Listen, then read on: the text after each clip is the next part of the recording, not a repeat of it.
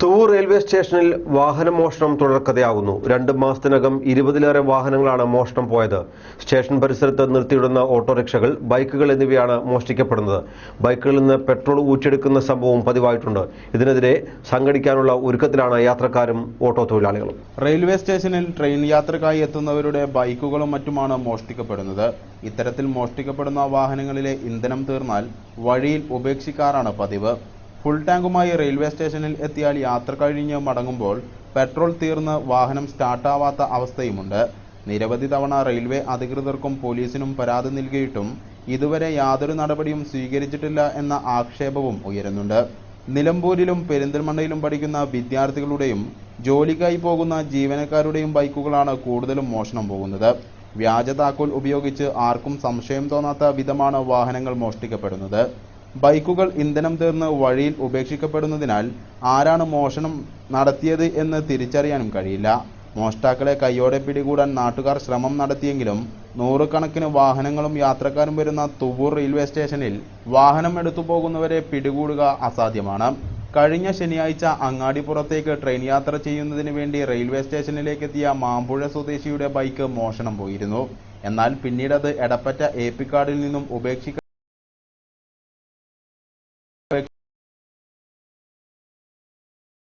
കവർന്നിരിക്കും. അതുകൊണ്ട് തന്നെ റെയിൽവേ അധികൃതരും പോലീസും ഈ പ്രശ്നത്തിന് ഉടൻ പരിഹാരം കാണണമെന്നാണ് വാർഡ് മെമ്പർ ഉൾപ്പെടെയുള്ള നാട്ടുകാരുടെ ആവശ്യം. തുവൂർ റെയിൽവേ സ്റ്റേഷൻ കേന്ദ്രീകരിച്ച് വാഹനങ്ങൾ കടന്നുപോകുന്നത് നിത്യസംഭവമായി മാറിയിരിക്കുകയാണ്. അപ്പോൾ ഏകദേശം ഒരു 2 മാസത്തിൻ്റെ ഉള്ളിൽ അനവധി ബൈക്കുകളും ഓട്ടോറിക്ഷകളും ഒക്കെ ആസൂത്രിതമായി അവിടുന്ന് തട്ടിയെടുത്ത് കൊണ്ടുപോവുകയും അതിൽ ഉള്ള ഇന്ധനം കഴിഞ്ഞാൽ പല സ്ഥലത്തും ഉപേക്ഷിക്കുന്നതായിട്ടും കാണാൻ കഴിയുന്നുണ്ട്. ചില വാഹനങ്ങളൊക്കെ ഉപേക്ഷിച്ച വാഹനങ്ങളുടെ പാർട്സുകൾ അയച്ചെടുക്കലൊക്കെ നടന്നുകൊണ്ടിരിക്കുകയാണ്. നിരന്തരമായിട്ട് ഇത്തരം സംഭവം ഉണ്ടായിട്ട് റെയിൽവേ അധികൃതരുടെ ഭാഗത്തുനിന്നും അതുപോലെ തന്നെ ലോക്കൽ പോലീസിൻ്റെ ഭാഗത്തുനിന്നും ഈ വിഷയത്തിൽ കാര്യമായ ഒരു അന്വേഷണം നടത്തുന്നില്ല എന്നാണ് നാട്ടുകാരുടെ. കാരണം തുടർച്ചയായ ദിവസങ്ങളിൽ ഇങ്ങനെ സംഭവിക്കുന്നത് ഇതിൻ്റെ കാരണം കണ്ട് ആളുകളെ കണ്ടെത്തി ഇതിന് ശക്തമായ നടപടികൾ സ്വീകരിച്ചിട്ടില്ല വെച്ചാൽ നാട്ടിൽ അരാജകത്വം നിലനിൽക്കും. വെളിച്ചെണ്ണ വില സർവകാല റെക്കോർഡിലേക്ക്. 1 കിലോ വെളിച്ചെണ്ണയ്ക്ക് 162 രൂപയാണ് പൊതുവിപണിയിലെ ഇപ്പോഴത്തെ വില. കേരളത്തിൽ നാളികേര ഉൽപ്പാദനം കുറഞ്ഞതും തമിഴ്നാട്ടിൽ നിന്നുള്ള നാളികേരത്തിന്റെ വരവ് കുറഞ്ഞതുമാണ് വെളിച്ചെണ്ണ വില ഉയരാൻ കാരണമായതെന്ന് ഞങ്ങളുടെ തുവൂർ ബ്യൂറോ റിപ്പോർട്ട് ചെയ്തു. 150 രൂപയിൽ വെളിച്ചെണ്ണയുടെ വില പിടിച്ചു നിർത്താൻ കഴിയുമെന്ന കച്ചവടക്കാരുടെ പ്രതീക്ഷയെ തകിടം മറിച്ചാണ് വെളിച്ചെണ്ണ വില കുത്തനെ കൂടിയത്. ജൂൺ മാസത്തിൽ ഇത് 200 രൂപയിലെത്തുമെന്നാണ് കണക്കുകൂട്ടൽ. വെളിച്ചെണ്ണ വില നിയന്ത്രണമില്ലാതെ കുതിക്കുകയും കൊപ്രയും നാളികേരവും കിട്ടാനില്ലാതാവുകയും ചെയ്തതോടെ കൃഷിഭവനുകൾ മുഖേന കേരഫഡ് സംഭരിക്കുന്ന നാളികേരത്തിന്റെ വില കിലോയ്ക്ക് 35 രൂപയാക്കി ഉയർത്തി. 1 വർഷം മുമ്പ് വരെ കിലോയ്ക്ക് 45 മുതൽ 50 രൂപ നിരക്കിൽ വിറ്റിരുന്ന വെളിച്ചെണ്ണയാണ് ഇപ്പോൾ 162 രൂപ നിരക്കിൽ വിൽക്കപ്പെടുന്നത്. തേങ്ങ കിട്ടാൻ ഇല്ലാത്തതിനാൽ മായം ചേർക്കുന്ന വെളിച്ചെണ്ണയാണ് മാർക്കറ്റിൽ സുലഭമായത്. തമിഴ്നാട്ടിൽ തേങ്ങയ്ക്ക് വില കൂട്ടിയതിനാൽ ഇറക്കുമതി ചെയ്യുന്ന വെളിച്ചെണ്ണയ്ക്ക് നാട്ടിലെ ശുദ്ധമായ എണ്ണയേക്കാൾ വില നൽകേണ്ടി വരുന്നു. സ്വന്തം തെങ്ങിൽ നിന്നും തേങ്ങയിട്ട് ആട്ടി വെളിച്ചെണ്ണയാക്കാം എന്ന് വിചാരിച്ചാൽ തെങ്ങുകളിലൊന്നും തേങ്ങയില്ലാത്തത് അതിനും തടസ്സം നിൽക്കുന്നു. മാത്രമല്ല മറ്റു സംസ്ഥാനങ്ങളിലേക്ക് കേരളത്തിൽ നിന്നും തേങ്ങ കയറ്റി അയക്കുന്നതും നാട്ടിലെ മാർക്കറ്റുകൾക്ക് തിരിച്ചടിയായിട്ടുണ്ട്. പാണ്ടിക്കാട് വിന്നേഴ്സ് ക്ലബിന്റെ 20ാം വാർഷികം വിവിധ പരിപാടികളോടെ ആഘോഷിച്ചു. പ്ലസന്റ് ഓഡിറ്റോറിയത്തിൽ നടത്തിയ ആഘോഷ പരിപാടി ടൂറിസം മന്ത്രി AP അനിൽകുമാർ ഉദ്ഘാടനം ചെയ്തു. SLC പരീക്ഷയിൽ സമ്പൂർണ്ണ A+ വിജയം കരസ്ഥമാക്കിയ വിദ്യാർത്ഥികളെ ചടങ്ങിൽ അനുമോദിച്ചു. പ്രത്യേകം അഭിനന്ദിക്കുവാൻ ഈ സന്ദർഭം ഇത്തരത്തിലുള്ള പ്രവർത്തനങ്ങൾ സജീവമായി നടത്തുവാൻ ക്ലബിന് കഴിയട്ടെ എന്ന് ആശംസിച്ചുകൊണ്ട് SSLC പരീക്ഷയിൽ A+ നേടി വിജയിച്ച എല്ലാ വിദ്യാർത്ഥികളെയും പ്രത്യേകം അഭിനന്ദിച്ചുകൊണ്ട് വിന്നേഴ്സ് ആർട്സ് ആൻഡ് സ്പോർട്സ് ക്ലബിന്റെ 20ാം വാർഷികാഘോഷവും SLC പരീക്ഷയിൽ A+ നേടിയ വിദ്യാർത്ഥികൾക്ക് അവാർഡ് ദാനവുമാണ് പാണ്ടിക്കാട് പ്ലസന്റ് ഓഡിറ്റോറിയത്തിൽ നടന്നത്. പാണ്ടിക്കാട് പഞ്ചായത്ത് വൈസ് പ്രസിഡന്റ് കുരിക്കൽ അഷ്റഫ് ചടങ്ങിൽ അധ്യക്ഷത വഹിച്ചു. Club secretary K. Rauf report അവതരിപ്പിച്ചു.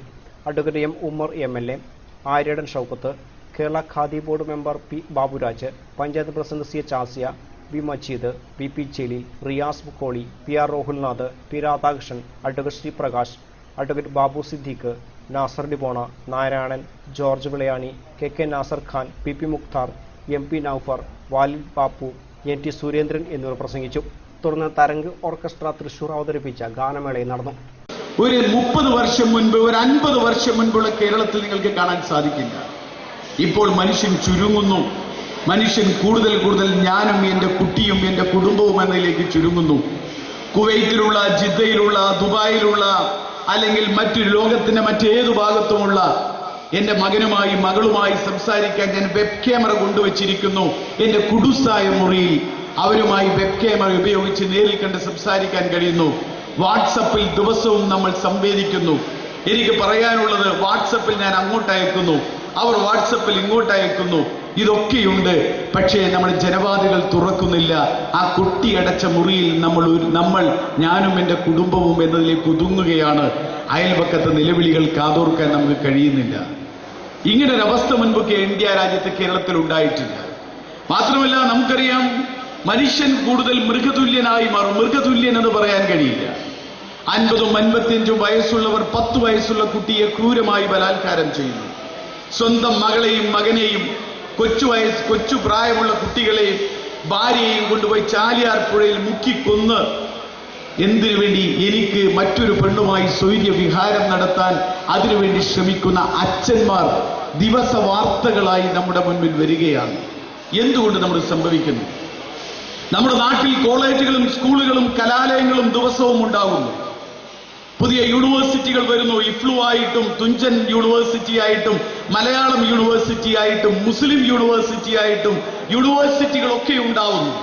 കൂടുതൽ വിദ്യാലയങ്ങൾ ഉണ്ടാവുന്നു. കൂടുതൽ വിദ്യാസമ്പന്നരുണ്ടാവുന്നു. പക്ഷേ മനുഷ്യൻ വീണ്ടും മൃഗതുല്യനായി മാറുന്ന കാഴ്ചയാണ് നമ്മുടെ മുന്നിൽ കാണുന്നത്. മനുഷ്യന് സമൂഹത്തിൽ ജീവിക്കുവാൻ വേണ്ട. മേലാറ്റൂർ കിഴക്കുംപാടം വെള്ളാരം കുന്നിലെ പുത്തൻപീടിക അബു അന്തരിച്ചു. 92 വയസ്സായിരുന്നു. കബറടക്കം ചൊവ്വാഴ്ച രാവിലെ 8:30 കിഴക്കുംപാടം ജുമാ മസ്ജിദ് ഖബർസ്ഥാനിൽ.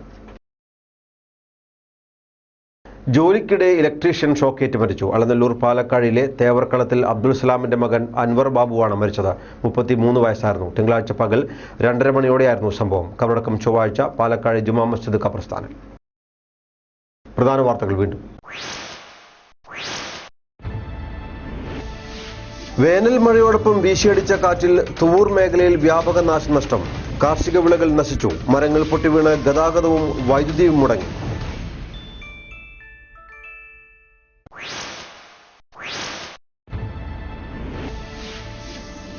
കീഴാറ്റൂർ ആറ്റുതൃക്കോവിൽ മഹാവിഷ്ണു ക്ഷേത്രം ഉത്സവാഘോഷത്തിന്റെ നിറവിൽ.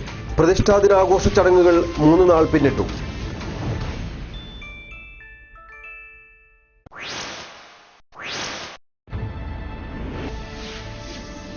നാളികേരത്തിന്റെ ക്ഷാമം. വെളിച്ചെണ്ണ വില സർവകാല റെക്കോർഡിലേക്ക്.